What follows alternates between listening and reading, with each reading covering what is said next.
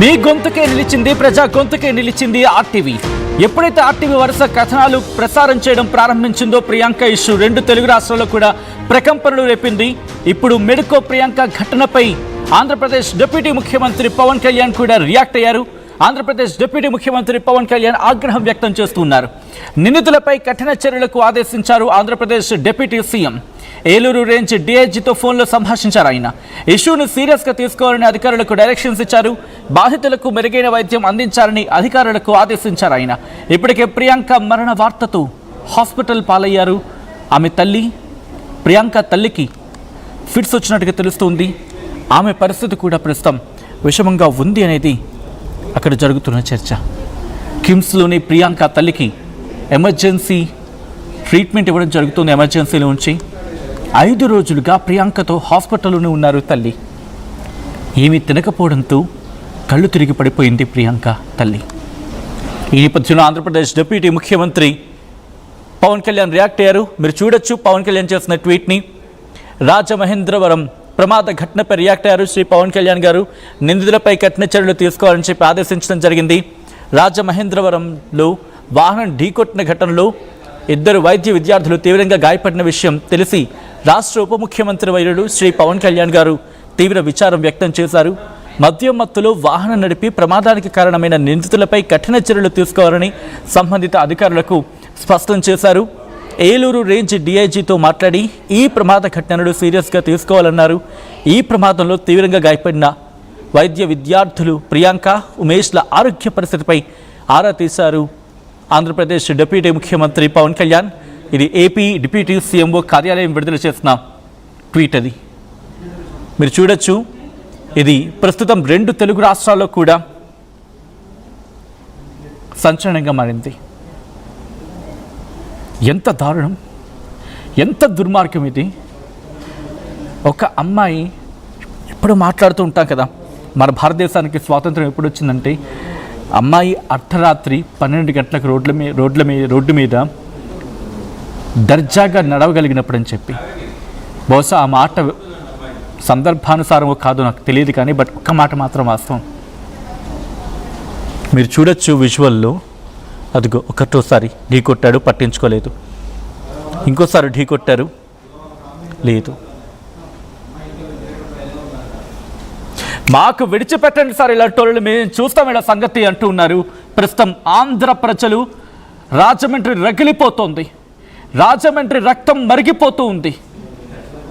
గోదావరి ప్రవాహం ఏ స్థాయిలో ఉందో, ఎంత ఉధృతితో ఉందో అక్కడ ప్రజల కోపం కూడా అదే స్థాయిలో ఉంది. మా ఊర్లో ఆడబిడ్డకు అన్యాయం చేస్తారా? వాళ్ళిద్దరిని మాకు విడిచిపెట్టండి. మోరంపూడి సెంటర్లో వాళ్ళకి ఏం చేయాలో అది చేస్తూ ఉంటూ ఉన్నారు. వాళ్ళు మాకు విడిచిపెట్టండి. గోదారమ్మ సాక్షిగా నీళ్లలో కలిపేస్తూ ఉంటున్నారు రాజమండ్రి ప్రజలు. ఇటువంటి దుర్మార్గులకి ఇంకా మనం పెంచి పోషించాలా, మనం మేపాలా అని చెప్పి వాళ్ళు ఆగ్రహం వ్యక్తం చేస్తూ ఉన్నారు. ఒక వైద్య విద్యార్థినికి న్యాయం చేయలేక ఒప్పుకోవాలి. ఎప్పుడైతే వరుస కథనాలు ప్రసారం అయ్యాయో అప్పుడు కదా పోలీసు శాఖ రియాక్ట్ అయింది.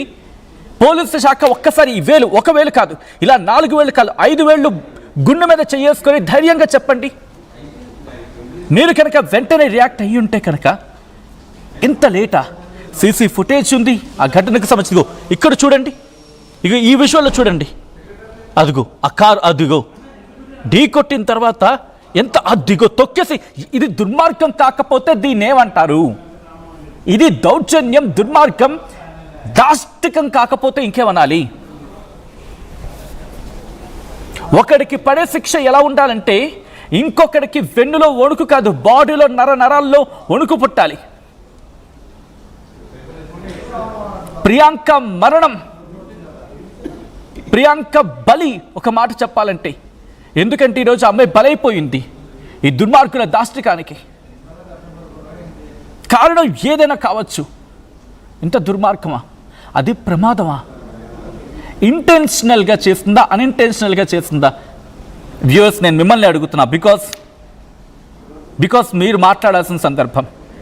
నేను మీకు ఆ విజువల్స్ నేను మీ ముందు ఉంచి మాట్లాడుతున్నా. ఇది ఇంటెన్షనల్గా జరిగిందా, అన్ఇంటెన్షనల్గా జరిగిందా? మీరు కనుక మాట్లాడకపోతే ఈరోజు ప్రియాంక, లేకపోతే రేపు ఇంకొక ప్రియాంక, ఆ తర్వాత ఇంకొక ప్రియాంక. ఎంతమంది ప్రియాంకలు ఇంకా బలైపోవాలి దుర్మార్గుల దాష్టికాలకి, ఈ దరిద్రుల భావ దారిద్రానికి? కారణం ఏదైనా కావచ్చు. ఏం డబ్బుందనే బలుప, కారుందనే కొవ్వ, కోపంతో వస్తున్న మాటలు అనుకుంటున్నారేమో. కాదు, ఒక్కొక్క మాట ఇలా తూక వేసుకొని మాట్లాడాల్సి వస్తుంది. ఇక్కడ కూర్చున్నాం కాబట్టి. ప్రజల్లోకి వెళ్ళి చూడండి, మెడికల్ స్టూడెంట్స్ని అడిగి చూడండి, వాళ్ళల్లో ఎంత ఆవేశం రగులుతూ ఉందో. వైద్య విద్యార్థిని అంటే అంత అలుసైపోయిందా? వైద్య ప్రపంచం అంటే అంత అలుసైపోయింది అనుకుంటున్నారా? ఈరోజు అదే వైద్య విద్యార్థులను రోడ్డెక్కి ఆ ఆడపిల్లకి న్యాయం చేయని చెప్పి వాళ్ళు గొంతెత్తి చాటుతున్నారంటే ఒక్కొక్క ఆడపిల్లలో ఎంతటి భయం ఈరోజు నెలకొని ఉంటుంది. ఏం ధైర్యం చెప్తున్నాం? వ్యవస్థలు ఏం ధైర్యం చెప్తున్నాయి? పోలీసు వ్యవస్థ ఇంతలా పడుకుంటూ పోతే, వ్యవస్థ ఇంతలా దారుణంగా తయారైతే మీరు చూడొచ్చు. ఐ థింక్ ఉదయం ఒక న్యూస్ క్లిప్ నేను చేసినప్పుడు then you can see that police వ్యవస్థ మాకెందుకు సార్, మాకు ప్రైవేట్ ఆర్గనైజేషన్ అనేది అరేంజ్ చేయండి అని చెప్పి అంటూ ఉన్నారు వాళ్ళు. గుర్తు పెట్టుకోండి, వరుసగా వస్తున్న ఇష్యూస్ బహుశా పోలీసు శాఖ కోప్పడచ్చగాక. కానీ ఒకటే మాట, మీరు పోలీసు శాఖలో ఉండి ఆలోచించద్దు. పోలీసు శాఖ నుంచి బయటకు వచ్చి సాధారణ ప్రజల్లో ఒక్కరిగా ఆలోచిస్తే కనుక ఎస్ మీరంటోంది నిజమేనండి. మమ్మల్ని మేము సంప్రోక్షణ చేసుకోవాలి. మమ్మల్ని మేమెక్కడో ఇది అందరికీ ఆపాదించడం కాదు. మహానుభావులు ఉన్నారండి మన ఆంధ్రప్రదేశ్ పోలీసు శాఖలో, ధైర్యవంతులు ఉన్నారు, ధీశారులు ఉన్నారు. కానీ ఎక్కడో వాళ్ళ చేతులు కట్టబడుతున్నాయా? లేకపోతే వాళ్ళ కిందనున్న వాళ్ళు ఎక్కడో అలసత్వం ప్రదర్శిస్తూ ఉన్నారా? కారణం ఏదైనా ఆంధ్రప్రదేశ్ పోలీస్ అంటే ధైర్యం నింపాల్సిన పరిస్థితి నుంచి ధైర్యాన్ని కోల్పోతున్నారు ప్రజలు అనే మాట కనుక నేను అంటే బహుశా మీ మనసు నొచ్చుకోవచ్చు కాక.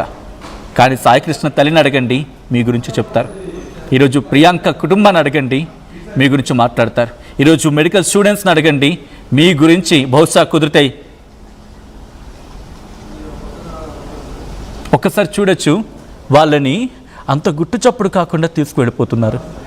యాక్సిడెంట్ చేసిన తర్వాత అదిగో దుర్మార్గులని.